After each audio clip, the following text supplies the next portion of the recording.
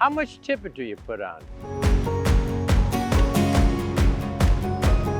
Well, of course you know, I'm going to tell you, it depends, right? And it does. It depends on the conditions in the river. It depends on what kind of tackle you're using and so on. Starting with sinking lines, if you're using a sinking line or a sinking poly lead or something like that, you just need about 3 to 4 feet of tippet. You don't actually need a leader. You just add tippet right to that sinking section.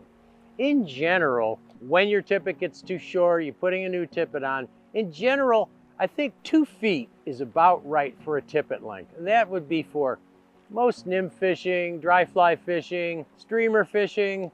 Streamer, you might go a little shorter. You might go to 16 to 20 inches. But for general fishing, especially with dry flies and wet flies and nymphs, 2 feet is good. Now, there are a couple other considerations. If you've got a windy day, we're lucky today we have a beautiful calm day in Chile, which is rare. If you've got a calm day, you can get away with that 2 feet, even more if you have some really spooky fish in clear water and you think you're scaring them when you throw your line over them, put a little bit more tippet on. Go to 3 feet even. It's difficult to cast in the wind. It's not so bad when it's calm. If it gets windy, in general, you want to shorten your tippet. And you also want to use a heavier tippet probably. But in the wind, that longer tippet is going to get blown all over the place and you're not going to be able to put your fly where you want it. So shorten up your tippet, maybe go up to a next higher size to get it a little stiffer in the wind.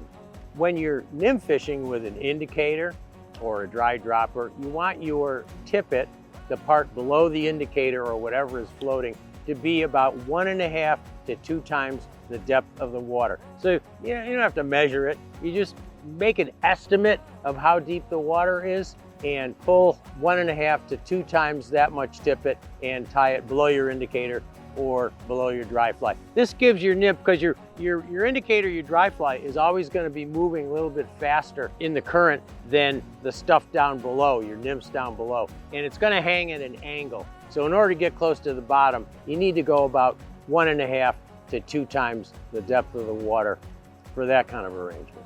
But in general, if you're not sure how much tippet material to put on your leader, put on 2 feet, go from there. If it doesn't straighten, it's windy, shorten it up. If you think you're spooking the fish, go longer.